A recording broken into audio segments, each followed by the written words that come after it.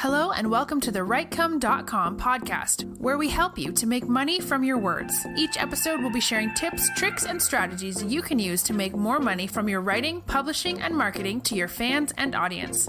Let's get started with your host, Barry J. McDonald.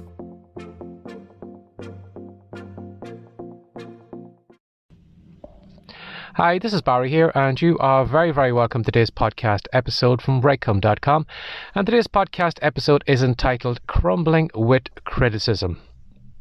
Now, at the moment, I am playing around with the idea. I don't exactly know what it is that I'm doing at the moment, but it could be the beginning of a lead magnet. Maybe they'll give away free on the website, or maybe it'll turn into a Kindle book, or maybe it'll turn into a course. But this past couple of days, I have just kind of followed an urge that I'm getting at the moment to go back writing and to put something together. Now, at the moment, the working title of the report is You Can't Write a Book.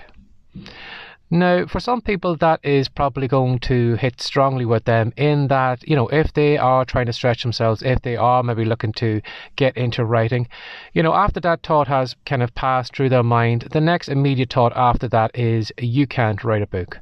Or maybe they might take that idea of writing, they might take it to some kind of supportive family member or friend, and that would be the immediate response from that member of the family or the friend. You can't write a book. It's not in you.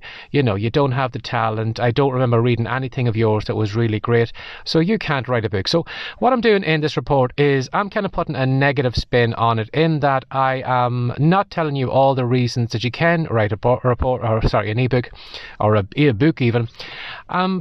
Kind of reinforcing the negative sides or the negative thoughts you have in your mind. Because if I said to you today, you can write a book, you are going to battle me with whatever programming is in your mind. You are going to say to me, or maybe say to yourself, well, nobody has ever singled out my writing. My English teacher said that I was bad at English. I had a poor grasp of it. My grammar was terrible. My ideas were terrible, or whatever.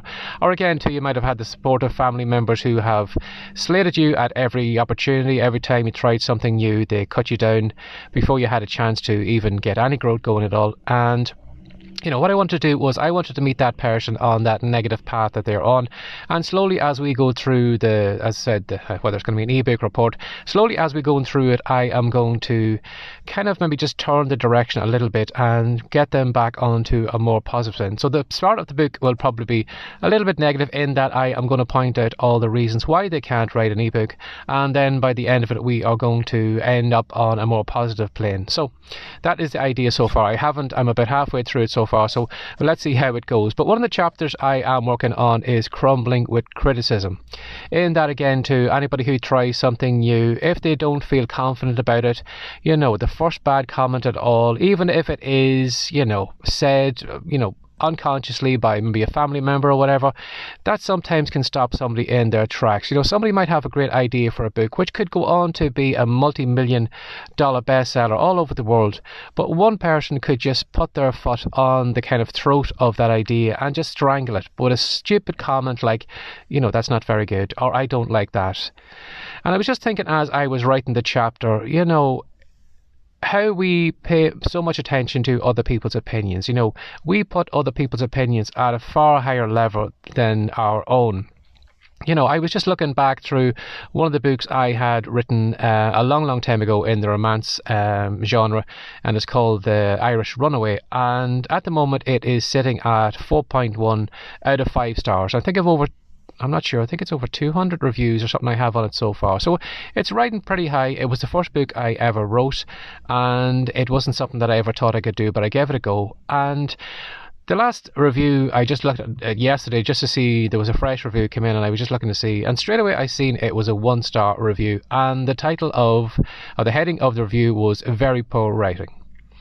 Now, if that had been my very first review to read when I released that book, that stupid comment from somebody would probably have stopped me in my tracks and would have stopped me from writing a second book, a third book, or whatever. Again, yeah, they may have a fair comment. Okay, that was my first book. The writing probably wasn't the best. But unfortunately, a lot of people are, fall or crumble at the first sign of criticism. And as I said, when I was just writing the chapter of that report that I'm doing now at the moment, I was just envisioning, as I said, how we put so much importance on other people's opinions. And I was just thinking about that movie that Will Smith had done many years back called I Am Legend. Now, I don't know if you know the movie at all, but in the trailer of the movie, if you want to go maybe to YouTube or whatever and watch it, he is the last person who is living in the city, and they're just him and a dog. So at the moment, nature is kind of, starting to take over the city again. So you've got grass growing in some buildings and trees breaking up and, in the sidewalks or whatever. So everything has kind of gone into decay, or nature is just claiming it all back. But he has the freedom of the whole city to himself, in that if he sees a sports car, if there's got gas in the tank, he can jump into it and he can speed around the streets of the city without, fearing and knocking anybody down. But he has the whole city to play with. It's almost like he's almost like a kid with this big toy box, in that he can be an astronaut today, he can be a racing car driver tomorrow, he can be shooting golf balls, off the top of the tallest buildings, or he can be living in any apartment he wants to, or he can sing any song he wants to, or whatever, or do whatever he wants to, because there's nobody there to criticize him. There's nobody there to say, you can't do that. And I was just thinking to myself, if you did live in a bubble like that, if you did have the whole world to yourself, if you did have the inclination to write a book, you would probably write whatever type of book you wanted to do, because you aren't there to satisfy anybody. You are basically there just to satisfy yourself. What you're doing in those moments when you're probably on the keyboard, you are writing a book for yourself. It's whatever way you're channeling it through yourself, or maybe it's the type of book that you would love to read when you were younger. So you feel, well, I've got this book in me, I'm going to write it. Or maybe you want to sing a song. So, you may say to yourself, well, there's nobody around, I can sing whatever song I want to sing. I can be a rapper if I want to be a rapper, or I can be an opera singer if I want to be an opera singer. If I want to climb on the top of the tallest building over there, I can scream my lungs out, I can squawk or whatever. There's nobody there to criticize me, so I have the freedom to sing whatever song I want to do.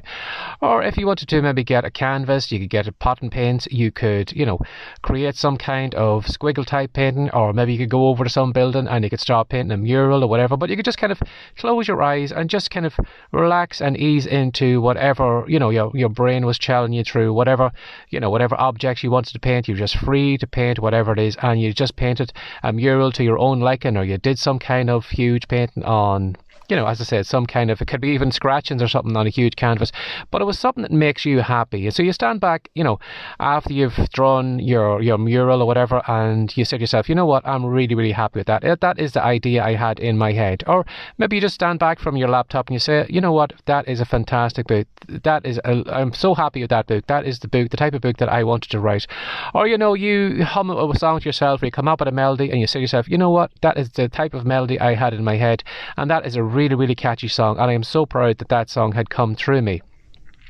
And I was just thinking, if you did have a whole world like that to yourself, how freeing it would be to write whatever you want to do, how freeing it would be to even do a podcast or something like that, how freeing it would be to do any of those things, because nobody is there to criticize you, nobody is there to say, I don't like that. And as I said, if you think somebody's opinion is higher than your own, well, then you'd probably just kind of shrivel back and, not take as many actions in that direction, or feel that, you are put on this planet to make everybody happy, in that if somebody doesn't like the type of book you have written, well, that means that you would need to write a book then that suits them. So what you're doing is you are slowly kind of shriveling in on yourself. You're not being as free with your spirit. You're not being as free because you are worried about criticism. You are worried about what somebody else is thinking, if they like it or not like it. And you're not actually being yourself. And the less you are being yourself, probably the more unhappy you will be, because you are slowly just kind of doing things to suit other people and not stretching yourself. So that idea was kind of playing around in my head, in that, if you had the whole city to yourself, how freeing it would be to do whatever you want to do, because you're not there to please anybody. You're not looking for criticism. That story's in you, that song's in you, that painting's in you, and you're just doing it for yourself. But as soon as some other person comes on the scene, or a group of other people come on the scene, all of a sudden then their criticism means more to you, and then you'll probably maybe stop writing. Maybe you'll stop doing those murals on the wall. Maybe you'll stop screeching or singing your songs or whatever, because you are worried about what other people are thinking about you, or you're worried that you aren't doing things that are making them happy. So I want you to think about that. As I said, I don't know where this report, maybe it might just be something to occupy me over the next couple of days. I might write a couple of chapters. It mightn't go any further than that. But that thought in that chapter, Crumbling with Criticism, did say to myself, maybe that's something I should bring up in the podcast today, because it might help somebody who is maybe looking to branch out in a new direction. Maybe they are looking to write a fiction book. Maybe they are looking to create a blog. Maybe they are looking to create a podcast or whatever.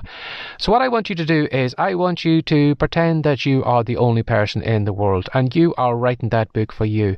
Or if you're doing a podcast episode, it's only you and the microphone. There's no audience out there. There's nobody you have to please. There's nobody you have to, do episodes because everybody wants episodes on that. I want you just to do things for yourself and not to pay attention to someone's criticism. Okay, maybe right now, maybe your podcast do suck because you don't have as much talent. Maybe your books do suck because, it was your first attempt at writing a fiction book. So how can you expect your first fiction book to be the best? But I want you to dismiss any criticism that somebody is going to give you, whether it's a 1-star review or whatever. At the end of the day, you should be doing things for yourself. If it made you happy to write that book, that's fantastic. Even if you didn't get a penny for that book, that time spent writing that book, if that has brought joy to you, well then that is something that was probably a reward, in itself, and maybe you should focus more on that. So what I want you to do, if you are stretching yourself right now, is to, as I said, picture yourself in a perfect world where you're on your own. Do things for yourself. Write the books for yourself. Write the podcast for yourself. At the moment I am doing these podcasts now. At probably some stage I could maybe interview people and, take it in a particular route, but I'm happy enough the way the podcast is at the moment because these are thoughts that I have coming through my head and I feel like maybe I should be sharing them with someone, or maybe I am doing these podcast episodes because there's probably an idea in here that I probably should listen back to myself because there's something I need to reinforce in myself. So I'm more or less doing this podcast for me at the moment. Now if you're enjoying it, that's fantastic, but if I do get some negative reviews, if people do pass judgment on it, to tell you the truth, I don't really care. I'm not doing this podcast for you. I'm doing it for me. And if you don't like my podcast, well, go find a podcast you do like, or find somebody that maybe you can get them to turn their podcast into the type of one that you want because they are kind of, trying to be a crowd pleaser or whatever. So, as I said, this report, I don't know where it's going. I don't even know. I've kind of lost a little bit of myself in this episode here. So, what I'll do is I'll finish off now in a couple of seconds. But as I said, just keep in mind today, whatever it is you're looking to do, I don't want you to crumble with criticism. If you want to go in a particular direction, write the content for yourself. If you do it to yourself, it's probably going to be even better because you're going to be putting your heart and your soul into it, and it's going to feel more authentic when somebody is reading it, rather than come some kind of sterile message that you are going to write, record, whatever, because you are trying to please an audience. You're not going to put your heart and soul into it, and because of that, it's going to lack any kind of energy when somebody does actually read or listen to it or whatever. So keep that in mind today, and keep an eye on the Redcom site. Maybe in the future I will write that report. But as I said, the working title at the moment is You Can't Write a Book, because unfortunately a lot of people are coming into whatever they are looking to do with a negative mindset and are expecting themselves not to be able to do what they're doing, probably because they feel they haven't got the talent, but again, too, criticism is going to crumble them. So as always, I hope this episode has helped somebody out. Maybe it might help me in the future when I listen back to it. And as always, if you'd like to find out more about Redcom, or you'd like to share this podcast episode, I'd really appreciate it. If you want to hit maybe one of the social media buttons on your device or on the website or wherever you listen to it, or if you'd like to find more from me, again, do a search for Redcom. That's WRITECOME.com. That'll take it directly to the website. Or if you want to do a search on YouTube, iTunes, or Google or Facebook, whatever, you'll find the content all over the web as always. So as always, thanks for sharing your time again today. Take care and have a great day. Bye-bye. Thanks for joining us today. If you'd like more from the rightcome.com podcast, be sure to subscribe now for more tips, tricks, and ideas you can use to make more money from your words. See you in the next episode.